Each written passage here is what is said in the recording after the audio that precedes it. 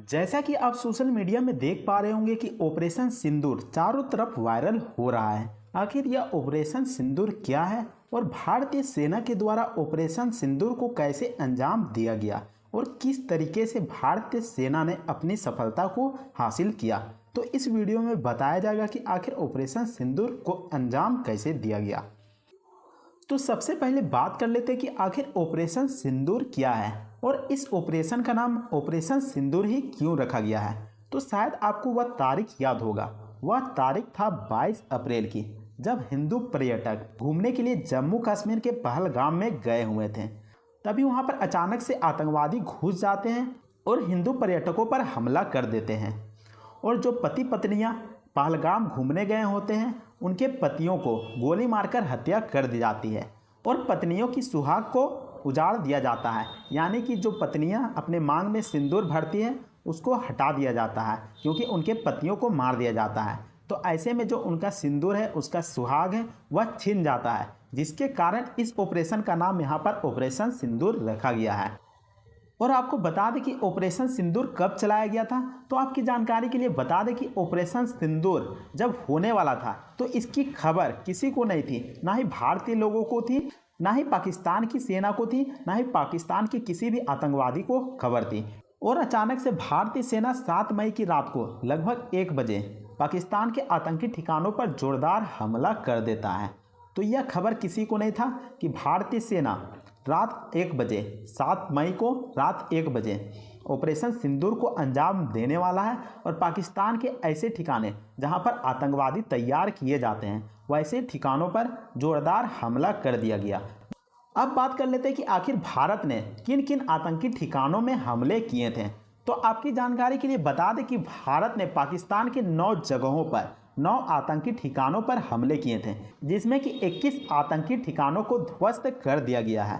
तो यहाँ पर देख सकते हैं 9 जगहों पर हमला किया गया था, लेकिन उसके अंदर 21 ठिकाने थे जहाँ पर हमला किया गया। और भारतीय सेना के इस हमले में लश्कर-ए-तैयबा और जैश-ए-मोहम्मद के ठिकानों पर ध्वस्त किया गया।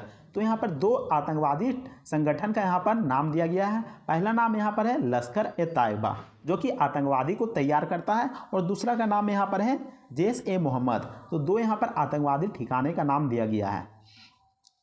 इसके अलावा इस तस्वीर में देख सकते हैं पाकिस्तान का यहाँ पर तस्वीर दिया गया है और इसके अंदर 9 आतंकी ठिकानों का नाम भी दिया गया है। तो कौन कौन से नाम है मैं यहाँ पर बता देता हूँ। तो देख सकते हैं यहाँ पर मुजफ्फराबाद, बाग, कोटली, भीमबर, चक अमरू, गुलपुर, सियालकोट, मुरीदके और बहावलपुर।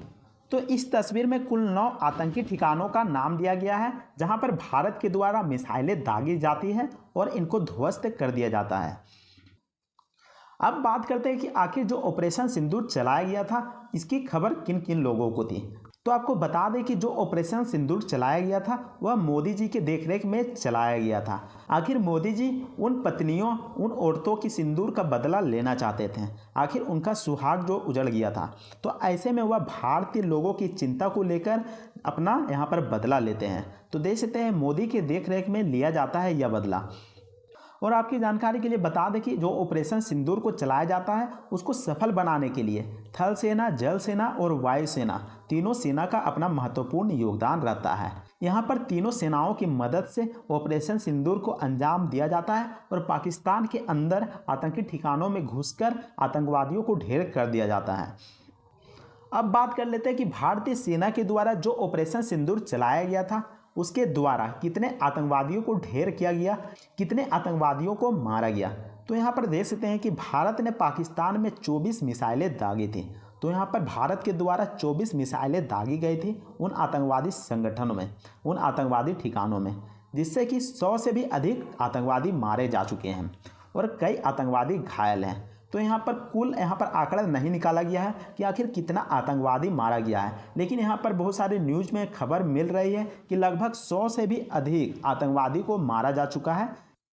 और शायद आपको मालूम होगा कि भारतीय सेना के द्वारा मॉक ड्रिल का भी अभियान चलाया जा रहा था, लेकिन आपको बता दूं कि जो मॉक ड्रिल है वह बस दिखावा के लिए चलाया जा रहा था, लेकिन जो असली मकसद है वह था ऑपरेशन सिंदूर को अंजाम देना और आतंकवादियों को सबक सिखाना।